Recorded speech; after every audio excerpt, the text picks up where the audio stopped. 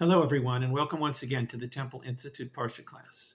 My name is Gedalia Meyer, and I'm podcasting from Ma'ale Adumim in Israel. One of the age-old questions on life is whether the things that happen to us are pure accidents and have no ultimate significance, or were they meant to happen for some reason and are therefore of profound significance.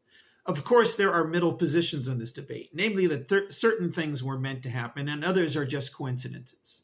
This issue is of great importance, for upon it hinges any sense of meaning in life.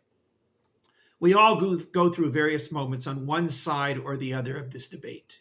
Even the most cynical among us about these sorts of things sometimes finds themselves wondering if it was really just a coincidence that such and such happened, or if it was a result of some great plan. Correspondingly, even the biggest of believers sometimes wonders if there really is some power making sure things go according to plan, or if it is all just a haphazard series of events strung together by the mere fact that they came one after another. It is almost certainly true that this question has been with us about as long as we were capable of thinking such things. What really is the meaning behind all the things that happen in life? It is almost impossible to imagine a time when human beings did not have this question. Did they all believe without question that everything was meaningful in some way? Or did they all believe without question that nothing was meaningful? Either way is a tough call, since it seems all too natural that people should waver on this very question. It is also true, however, that the most recent centuries have seen a trend towards the cynical side of this debate. There is little question that the scientific worldview has greatly fostered this trend, with its natural explanations for almost everything. Nobody really puts too much stock in the idea that some change in the weather happens for some divine reason. Similarly, nobody really believes that natural events like eclipses or earthquakes or volcanoes are somehow linked to some force of fate or to a divine power. If all that could easily be explained away as nothing more than the blind force of nature, then who's to say that anything is really any different? Even purely human events are brushed off as nothing more than a coincidence. The person who did whatever they did may have exercised a free will choice, whatever that really means. But as far as the effects of that choice on others are concerned, it's all a matter of luck or chance or whatever. It's not that easy to remain committed today to the old view that everything happens for a reason. We can tell ourselves this from here to tomorrow, but that doesn't necessarily mean that we really believe it. Taking such a leap requires a great deal of buying into a belief system, one that flies in the face of much of what is considered rational today. Nevertheless, the belief persists, probably because there is this nagging feeling that despite all evidence to the contrary, there just has to be some meaning behind it all. Otherwise, we all know, there is no real purpose to our existence. There is no question that the Bible is one of the prime representatives of the, quote, it all happens for a reason point of view. There is just so much there that points in this direction that it is pretty senseless to pretend otherwise. It happens that this week's Parsha, along with last week's, serve as some of the prime examples from the Torah of this very worldview. It really spells things out in such great detail and with such absolute confidence that this is the way things work, that it seems impossible that anybody could have thought otherwise. The Parsha is called Bo. It's a short word that simply means come. It is one of the words in one of the opening verses, and either by fate or chance, a Parsha got named after it.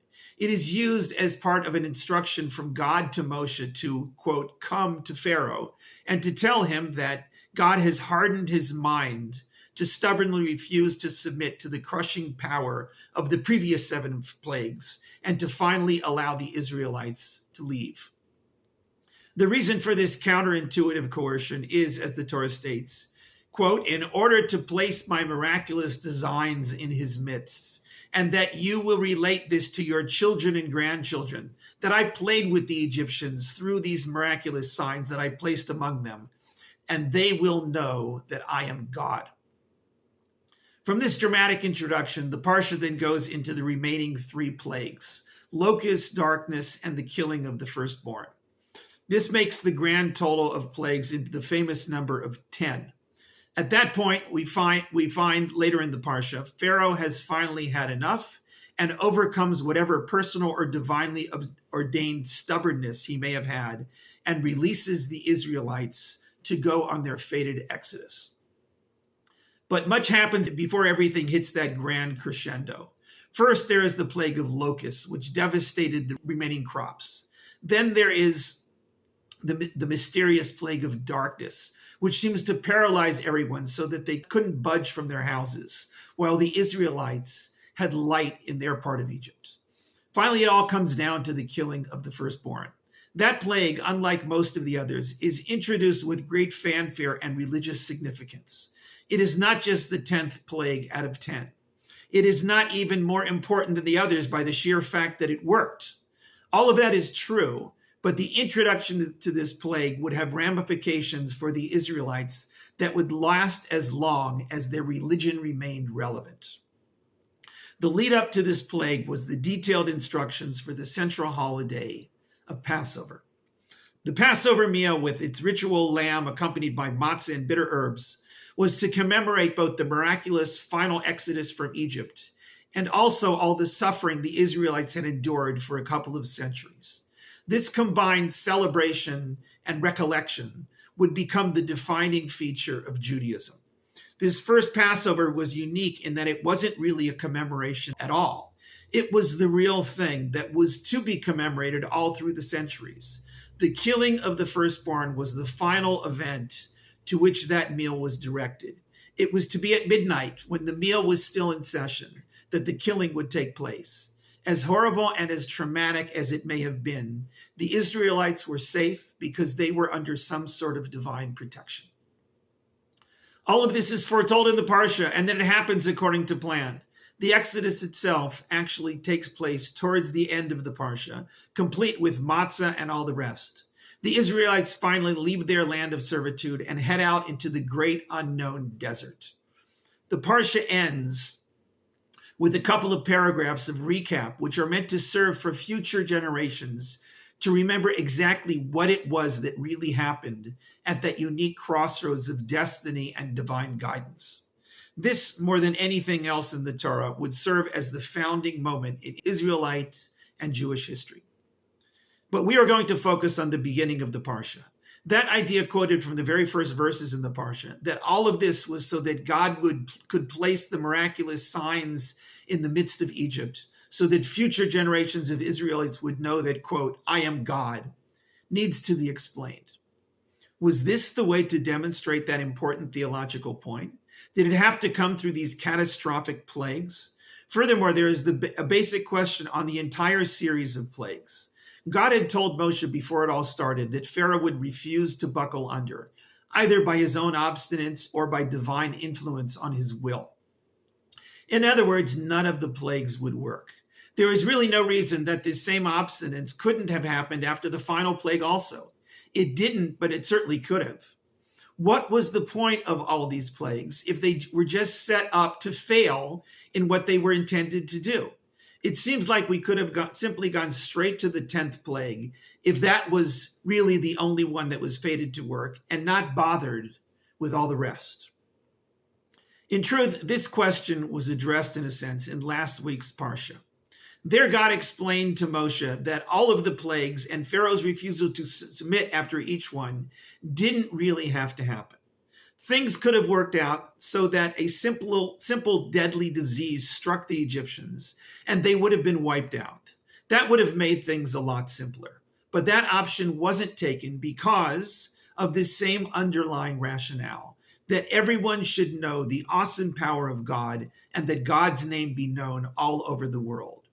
This is really the reason for all those earlier plagues. It wasn't to soften Pharaoh or anything like that. On the contrary, if anything, they hardened him. It was to drag things out so that the divine power of God would be known everywhere. So why were so many plagues necessary? Why not just one big one that really hit the spot? Perhaps the answer to that question is that if there was only one, people would eventually write it all off as a fluke of nature. Just like any disease or natural catastrophe could be dismissed as a random act of nature or chance, so even something like the firstborn dying could somehow be explained as a coincidence. It was only in combination with all the others that this simplistic way of looking at things became untenable. There was just too much there to write off as chance or nature or anything else other than the hand of God. Sometimes the pendulum just swings too much in one direction of this great debate, and people simply have to realize that there was no way this was all due to chance. Perhaps this is why Passover is such a big deal in Judaism. It is to solidify this belief, in spite of whatever counter arguments may arise in the future, that there was no question that all this happened because no less than the power of God had intervened in the workings of the world. In a sense, there can be nothing more important for the Jewish religion to emphasize than this. It is such a vital idea that an entire holiday was set up right in the middle of it all to pound it home. The first 9 plagues were meant to fail in changing Pharaoh's mind, but they were essential links in the ultimate goal of ensuring that the true significance of what happened during the Exodus not be relegated to one more chance event. We all have to go through this debate many times over the course of our lives. We go back and forth, wavering and fortifying, questioning and resolving. This is because it is not an obvious choice one way or the other. But there are events that always remind us that no matter how much the world seems to be thrown to the whims of chance, there is always something behind it all, steering it in a certain direction. That undeniable suspicion that we all sense at one time or another is the foundation of Judaism. Shabbat Shalom.